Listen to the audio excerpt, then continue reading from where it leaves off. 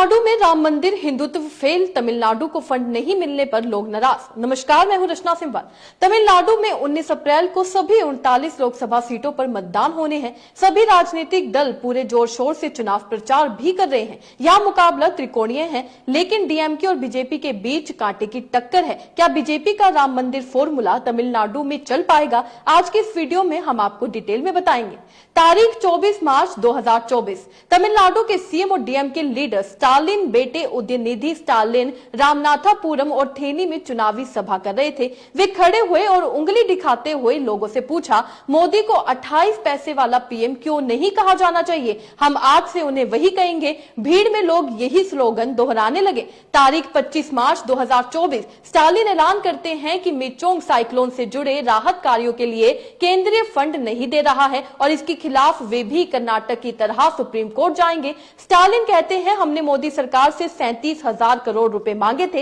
इन लोगों ने साफ इंकार कर दिया। इनका एक मिनिस्टर तमिलों को भिखारी कहता है, दूसरा मिनिस्टर आतंकवादी बताता है। हम हार मानने वाले लोग नहीं हैं। ये सिर्फ दो बयान नहीं है, ये डीएमके के चुनावी कैंपेन के सबसे बड़े मुद्दे हैं। उधर पीएम नरेंद्र मोदी ने भी परिवारवाद और एंटी हिंदू वाले आरोपों से डीएमके को घेरने की कोशिश की है। तमिलनाडु में घूमने और लोगों से बात करने पर लोकसभा चुनावों में वोटिंग पर असर डालने वाले ये 5 बड़े मुद्दे समझ आते हैं। पहला, तमिलनाडु सरकार केंद्र को 1 रुपए भेजती है तो केंद्र की तरफ से 28 पैसे मिल रहे हैं। जीएसटी का बकाया नहीं दिया जा रहा है। इससे राज्य का विकास रुका हुआ है, जबकि यूपी को 1 रुपए के बदले केंद्र सरकार 2 रुपए जारी करता है। दूसरा, साउथ तमिलनाडु में 2023 में मिचोंग साइक्लोन आया था। केंद्र ने ना तो आज तक मदद के लिए फंड जारी किया और ना ही पीएम मोदी ने कभी प्रभावित इलाकों का दौरा किया। गुजरात उत्तराखंड में ऐसा हुआ तो ना सिर्फ पीएम गए, बल्कि अगले दिन ही मदद देने की घोषणा भी कर दी गई। दूसरा, यंग वोटर्स में नीट का एग्जाम बड़ा मुद्दा है। नीट आने से पहले तमिलनाडु में 12वीं बोर्ड के नंबरों के आधार पर मेडिकल सीट मिलती थी। नीट लागू होने के बाद ये बदल गया। यंग वोटर्स का आरोप है कि नीट का सिलेबस सीबीएसई आधारित है। स्टेट बोर्ड्स को अनदेखा किया जाता है। तमिलनाडु सरकार ने यहां तक कह दिया है कि तमिलनाडु के बच्चों के साथ भेदभाव के लिए ये लागू किया गया है। तीसरा मुद्दा भी आपको बता देते हैं। मदुरै में 10 साल पहले एम्स बनाने का ऐलान हुआ था। अब तक कंस्ट्रक्शन भी नहीं शुरू हुई। कई दूसरे स्टेट में यहां के बाद एम्स का ऐलान हुआ और चालू भी हो गया। इसे भी केंद्र सरकार के भेदभाव की तरह देखा जा रहा है। चौथा, तमिलनाडु के लोगों के लिए पीएम मोदी बाहरी लीडर है। यहाँ द्रविड़ियन राजनीति का असर अब भी बरकरार है। लोकल लोग हिंदुत्व या फिर पोलराइजेशन की राजनीति पसंद नहीं करते हैं। सीएए और यूनिफॉर्म सिविल कोड जैसे मुद्दों की वजह से माइनॉरिटी वोट डीएमके के पक्ष में चले गए हैं। राम मंदिर को लेकर लोग खुश हैं, लेकिन यह मुद्दा बीजेपी के पक्ष में वोट नहीं इकट्ठे कर पाएगा। तमिलनाडु के लोग बोले, राम मंदिर या हिंदुत्व यहाँ कोई मुद्दा नहीं। वहीं चेन्नई में मद्रास यूनिवर्सिटी के कैंपस के जर्नलिज्म स्टूडेंट वरुण कांत कहते हैं, BJP one party one nation one religion जैसी बातों पर फोकस कर रही है। इंडिया डाइवर्सिटी वाला देश है, सबके अपने धर्म हैं, अलग अलग कल्चर हैं। बीजेपी एक कम्युनिटी को टारगेट कर रही है। यहाँ के लोगों को ये सब पसंद नहीं है। वरुण की क्लासमेट हनु सवाल करती है, बीजेपी G20 जैसे प्रोग्राम करती है और उन्हें खूब प्रमोट करती है। दूसरी तरफ समिट के दौरान दिल्ली के स्लम को ग्रीन कपड़े से कवर कर लिया जाता है। ये कैसा डेवलपमेंट है? हमारे लिए नीट बड़ा मुद्दा है। जिन बच्चों के पास पैसे नहीं हैं, वो नीट के लिए प्राइवेट कोचिंग कैसे लेंगे? गरीब बच्चे कैसे डॉक्टर बन पाएंगे? चेन्नई के चैटपैट इलाके में सब्जी बेचने वाले सुकान कहते हैं, महंगाई बहुत बढ़ गई है, सिलेंडर बहुत महंगा है। मोदी तमिलनाडु को पैसा नहीं दे रहे हैं, इसलिए वो पसंद नहीं है।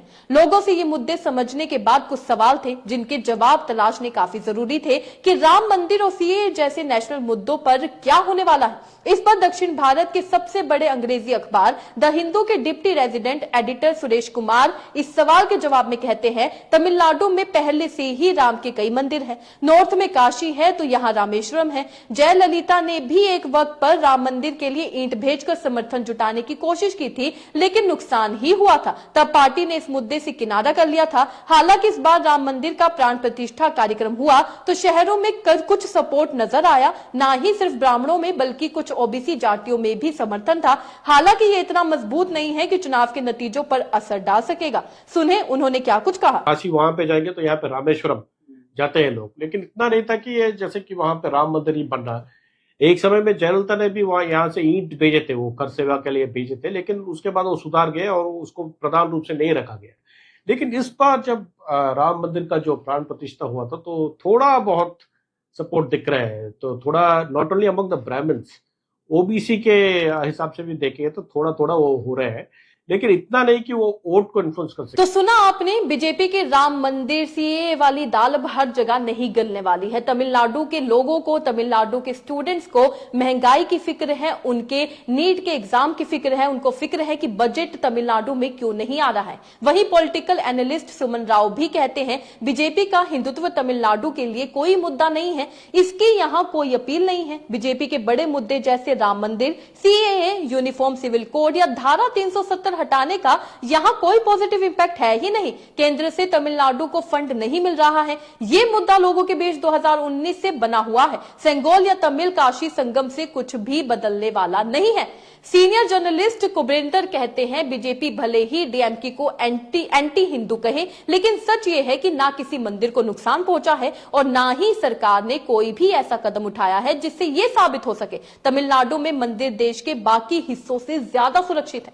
तो आप देख सकते हैं किस तरीके से लोगों के द्वारा, जर्नलिस्ट के द्वारा यह कहा जा रहा है कि तमिलनाडु में हिंदुत्व या फिर राम मंदिर या फिर 370, ये कोई भी मामले इस बार उनको जीत दिलाने वाले नहीं है। जिस तरीके से लोकसभा चुनाव होने वाले हैं, चुनाव काफी नजदीक है और तमिलनाडु की जनता से भी बातचीत की गई, स्टूडेंट से बातचीत की गई, आम लोगों से बातचीत की गई, उनकी बातों से यह पता चला कि वो डीएमके को काफी ज्यादा पसंद करते हैं और डीएमके और कांग्रेस का इस समय गठबंधन है। तो आप देख सकते हैं पूरी आशंका जताई जा रही है कि तमिलनाडु में डीएमके की जीत हो सकती है, क्योंकि अभी फिलहाल तो तमिलनाडु में राम मंदिर कोई बड़ा मुद्दा नहीं है, यहां तक कि वो इसको कोई बड़ा मुद्दा समझते ही नहीं है। उनके लिए एजुकेशन, रोजगार सबसे बड़ा मुद्दा है। अगर बीजेपी इस पर बात करेगी तो शायद वहां के लोग बीजेपी के बारे में कुछ सोच सके। इस खबर से आप क्या समझते हैं, अपने राय कमेंट में लिखकर जरूर बताइएगा। इसी तरीके से देश और दुनिया से जुड़ी हर छोटी सी बड़ी अपडेट के लिए FBN यानी फ्रंटलाइन ब्रेकिंग न्यूज के साथ बने रहिएगा।